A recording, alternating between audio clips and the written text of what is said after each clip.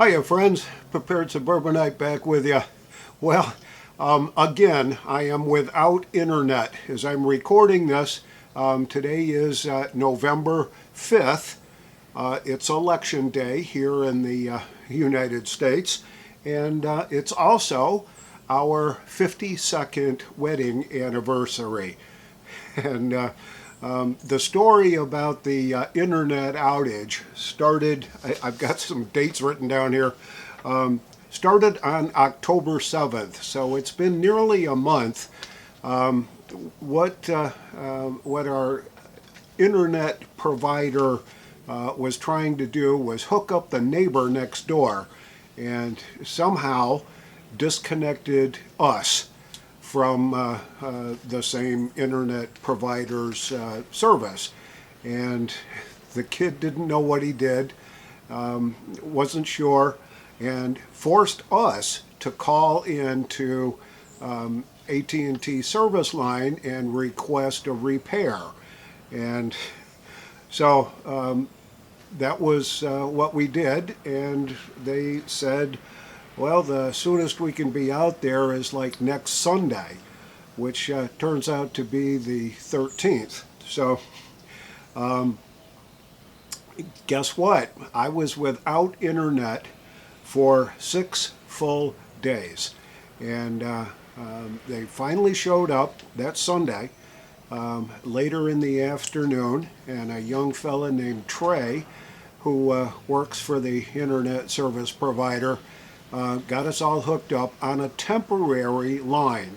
And that temporary line just kind of ran through the bushes and up behind the house and hooked in.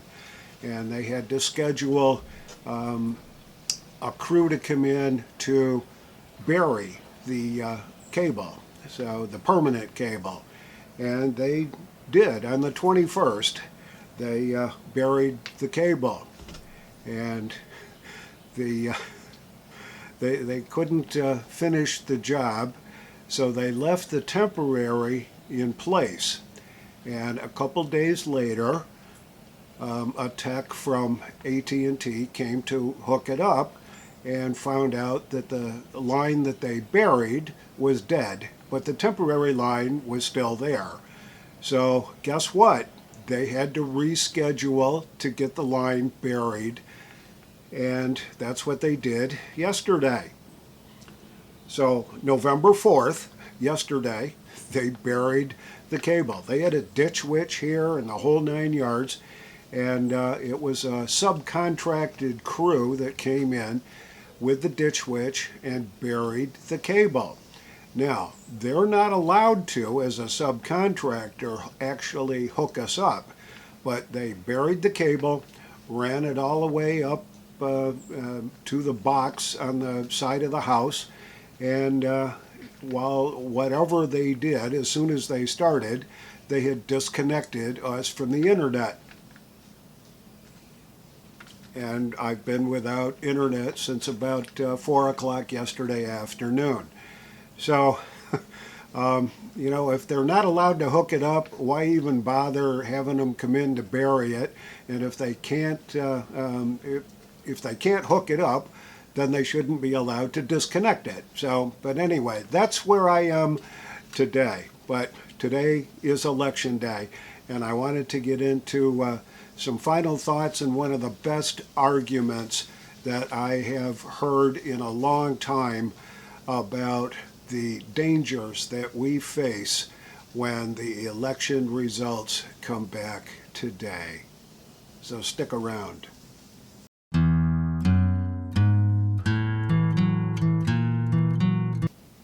So the best argument that I have heard is from an article that appeared on Fox News, and I picked it up yesterday before the internet went out. And Senator Mike Lee, Republican from Utah, posited this.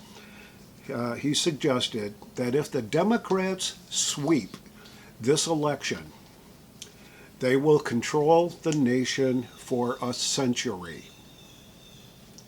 that's pretty scary because we're not just voting Trump versus Harris. We're also voting for our representative in the House, and for a few of us, anyway, a third of us, we've got at least one senator that is up for election. And so all those down ballot votes can really count. But if you listen to some of the polls and all that, and I'm not holding a whole lot of stock in the polls right now because they seem to be all over the place, but given the fact, given the potential that the Democrats could sweep and they end up in the White House, in control of the House of Representatives, and in the Senate with control there, they'd have all three power structures put together right then and there. So here's what Mike Lee said. If the Democrats win both chambers of Congress and the White House, they will eliminate the filibuster in the Senate. They will add justices to the U.S. Supreme Court. They will grant Washington, D.C. and Puerto Rico full statehood, and that would each give two senators from each of those two new states to the Senate. So chances are that they'd have at least three and potentially four more Democrat senators in the Senate. They would establish federal control over the elections, the redistricting, and the campaigns. Those are all things that are on their to-do list, on their wish list, if they get all three chambers, the two chambers in Congress and the White House put together. Now that is a scary, scary thought. So here's what he said. Day 1, nuke the filibuster. Day 2, pack the Supreme Court. Day 3, make D.C. and Puerto Rico states. Day 4, enact the federal takeover of elections, redistricting, and campaigns.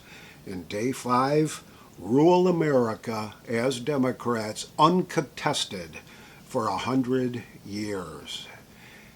That's a scary thought, but each one of those factors that he mentioned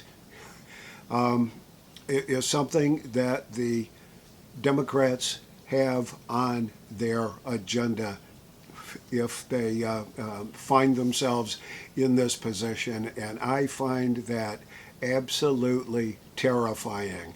So with today being election day, we have a choice. We can make America great again, or we can make it a full-blown dictatorship by the Democrats for the next 100 years. And that is not a pleasant thought at all. So if you haven't voted, get your butt to the polling place in your area and cast your vote, and follow it all the way through. Take your neighbors, take whoever, but get out and vote if you haven't already. We voted early here in North Carolina. I was able to verify that my vote is on the books right now, and I'm pleased as punch that that's happened. So with all the early voting, and today being the last chance, vote like your life depends on it, because I think it does. This is the Prepared Suburbanite reminding you to be prepared always. And I'll see y'all on the next video, or when the internet comes back up. We'll see.